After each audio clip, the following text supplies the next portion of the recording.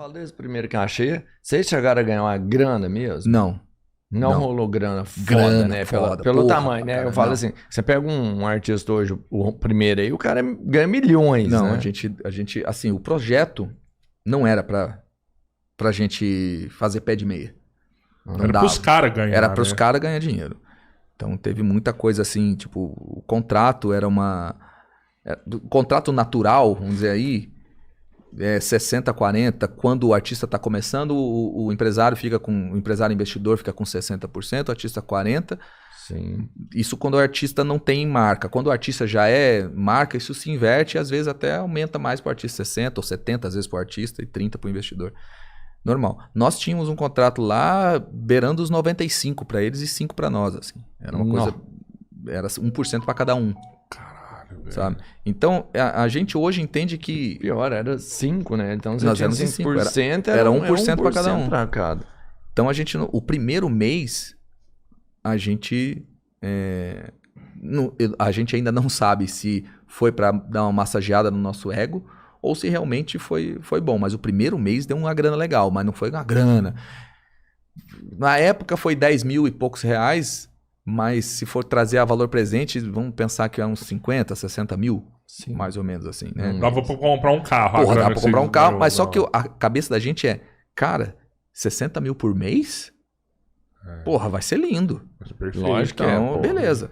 Então, mais de $500 milhão por ano. Você porra, vai né? ser lindo. Olha o tanto de grana que Não, esses com caras 20 anos. ganhou. Não, mas por eu que falo que assim, não. Por que E eles com não 20 continuou, anos. né, cara? Eles ganham muita grana, Pior, né? velho. Ganharam muita grana, mas era um projeto que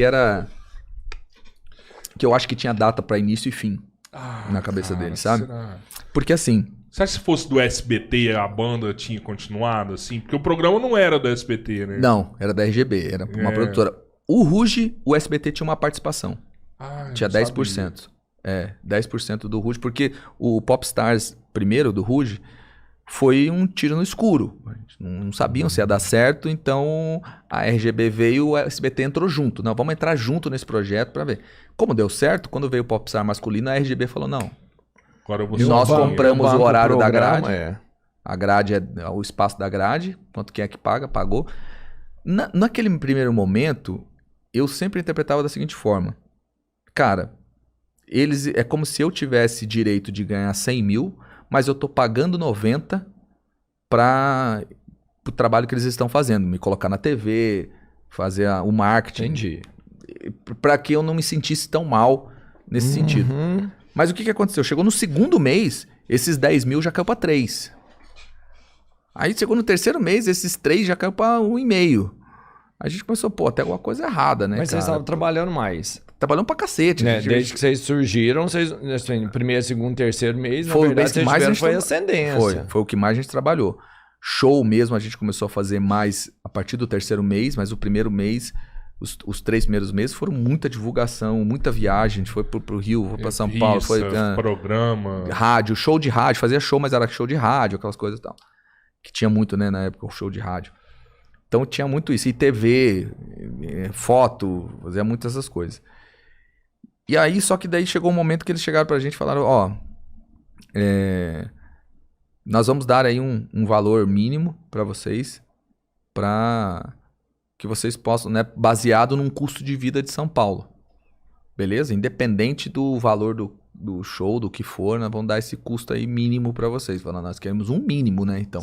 Porque se o mês der, o mínimo é 3. Isso pra época, hoje é impossível, mas na época era R$3.500 para viver em São Paulo confortavelmente. Assim, morar num lugar legal, comprar suas coisas e tal, beleza.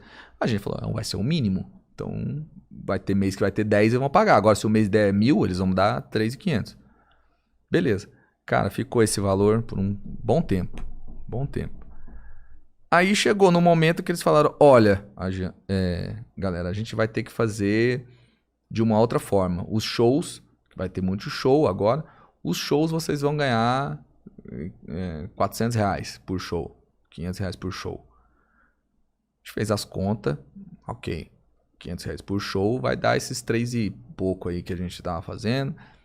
Beleza, mas a gente não tinha como falar, não, isso eu não quero, vamos lá. O mercado funciona assim, como eu falei, a gente não sabia, é assim que funciona o mercado. Aí teve um caso que foi o derradeiro dessa situação, foi quando a gente fez, na época podia fazer showmício. E a gente chegou a fazer 33 shows no mês. Não. A gente falou, cara, 33 shows? Porra, vai dar uma graninha legal. Nesses 500, 400 e pouco, 500 reais, 33 shows vai dar uns 15 mil pra cada um. Beleza. 15 mil já era mais do que a gente tinha ganho no... Esses 15 mil, como eu falei, trazendo pra valor presente, esses 15 mil eram uns 60, 70 mil, né? Legal, vai ser bom. Aí a gente começou a... E mesmo assim, era um valor legal, mas a gente não tinha muita noção do que era o tamanho do mercado. Porque daí a gente começou a fazer muita amizade no meio. A gente era muito amigo do Rick Renner. A gente trocava muita ideia, sempre se trombava. Na época estava estourado também o cara Metade, o Vavá. E eles eram da mesma gravadora, então a gente sempre se esbarrava nos eventos das gravadoras e tal, assim, tal. E aí foi um dia que a gente trombou com o Pichote e com o Rick Renner no aeroporto. Nesse movimento aí de showmício.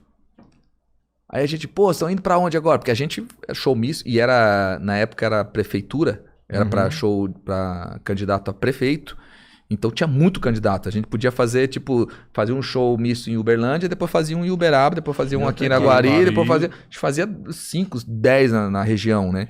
Então, porque tinha mais candidatos. E aí a gente, estão indo pra onde agora e tal? Aí o Renner ou o Rick, não lembro, falou, nós estamos indo pra Europa, nós estamos indo, sei lá, viajar. Já tiramos dinheiro dos caras, agora vamos viajar. Falei, cara, o dinheiro que a gente vai ganhar, que a gente tá estimando que a gente vai ganhar, não dá pra ir pra Europa. Não dá pra sair daqui, não né? dá pra... Então tem alguma coisa errada aí, os caras estão... Não, a época... Aí a gente começou a ouvir, a época de showmício, de política, é onde a gente faz dinheiro. Ganha dinheiro. Porque todo mundo... oferta e procura, todo mundo quer. Exatamente. A gente cobra dobrado, os caras pagam metade, porque a outra metade não paga, e aí entra uma bolsa de dinheiro, os artistas põem a cara, e nós, o Bros, naquele momento, era o artista que todo candidato queria que a gente tivesse, porque nós éramos naquele momento, era um dos principais artistas, e se a gente não era o principal, tava ali entre os 5 principais artistas do Brasil.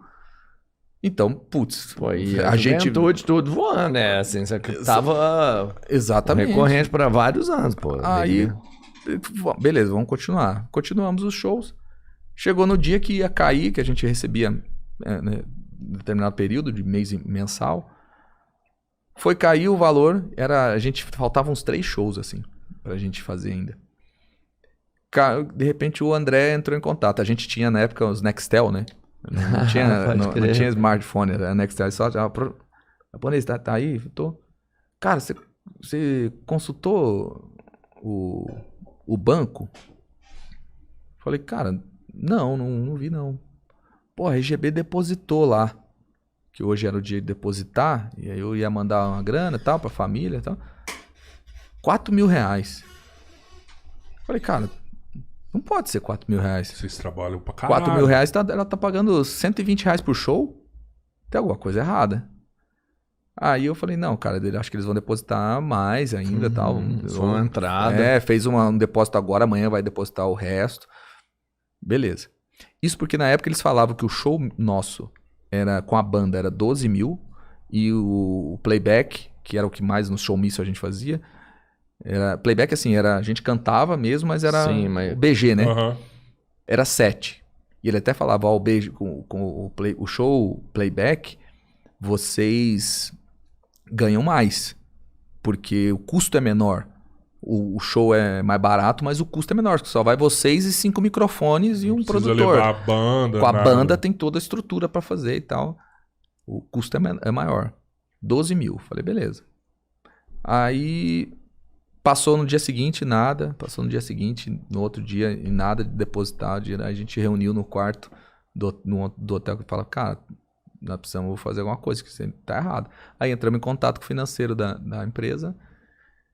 E eles só falaram que descontaram os valores que eles tinham antecipado antes, sabe? Quando eles pagaram o mínimo, lá, 3 e pouco. A gente falou, mano... Ah, sai fora, Vocês velho. podiam ter chegado, até poderia ser, mas poderia ter chegado pra gente e falar assim, olha só, isso aqui que nós estamos dando pra vocês é um adiantamento, tá? Porque eu era um cara que cobrava muito,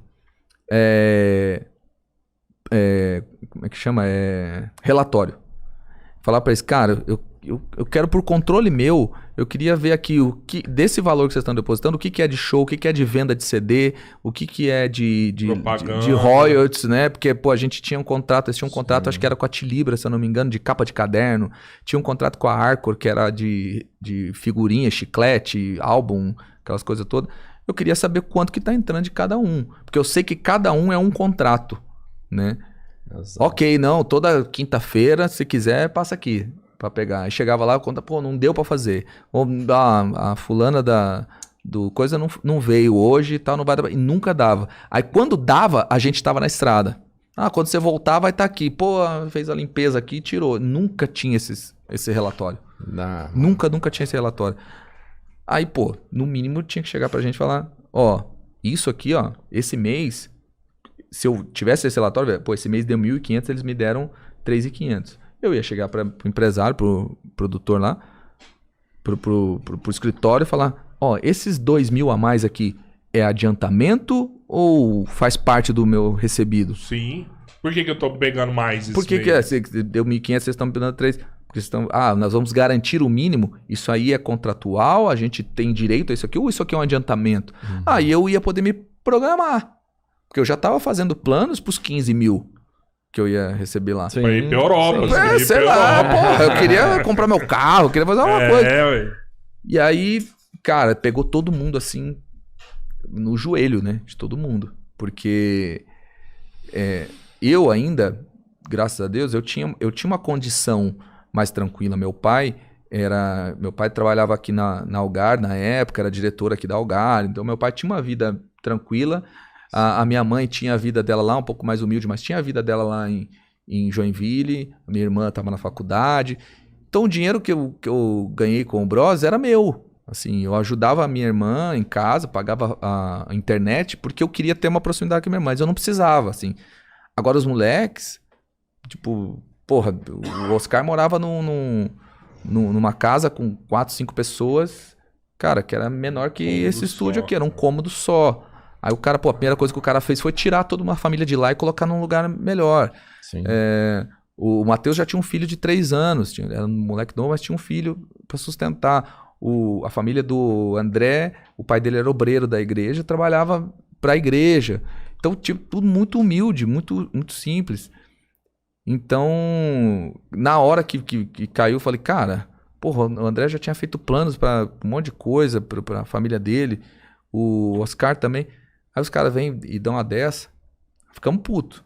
Mano, não dá pra ir lá e rasgar algum verbo disso aí, tipo, falar pra todo mundo, falar, mano, a gente, olha aqui o que tá acontecendo. Isso aí, sabe, falar Mas a verdade. não, a gente chegou lá, a gente chegou na reunião, marcamos a reunião, a gente ameaçou não cumprir a agenda. Na época chegou, não vou, falta 3 shows, nós não vamos fazer esses 3. Não, tem que cumprir e tal, a gente não é por eles, vai ter fã lá que vai lá e, pô, vamos cumprir. Aí cumprimos a agenda e voltamos. Na reunião, a gente percebeu que já estava num processo de finalização. Sabe? Eles já estavam assim num processo de... lógico que teve essa sacanagem, mas ao mesmo tempo o mercado Team naquele momento já estava começando a desandar, vamos dizer assim. Então eu acho que se o Bros, se tivesse um investimento, o Bros não duraria também assim naquele período mais do que 2, 3 anos a mais, porque logo depois aí já parou, pô, Sandy Júnior parou. Sim. Né? E foi numa coisa... Porra, Sandy Júnior é o maior artista pop teen que já teve no Brasil. Os caras mega. Né? Tanto é que fizeram essa turnê nova aí pra 200 mil pessoas em cada show. E eles já tinham pego a grana investida toda pra trás. Tudo, eles já estavam bem. Mas aí eles começaram a ver, cara, agora é a hora da gente sair em carreira solo e tal, porque o mercado teen já começou... Aquele público que consumia Bros, Ruge, Sandy Júnior, KLB, Vanessa Camargo, Felipe Dilon... Essa galera tava começando já a ir para curtir um outro tipo de som. Vamos dizer assim. Mas se você pegar um N5, por exemplo, eu acho que os caras foi até 2010, Foi, né, eles mano? eles foram bem. O Backstreet Boys também foi muito tempo e tal. Mas... Tem que ter grana, né? Não adianta. né? E o pop é esse segmento, principalmente, o teen, ele precisa de um investimento maior porque você não vende só a música, né? Você vende produto, você vende a imagem, você vende... Então, pô, tem que ter um investimento em marketing, tem que estar na televisão, tinha que estar no rádio, tinha que estar na revista, tinha que estar em tal... Porque isso fazia com que vendesse o projeto.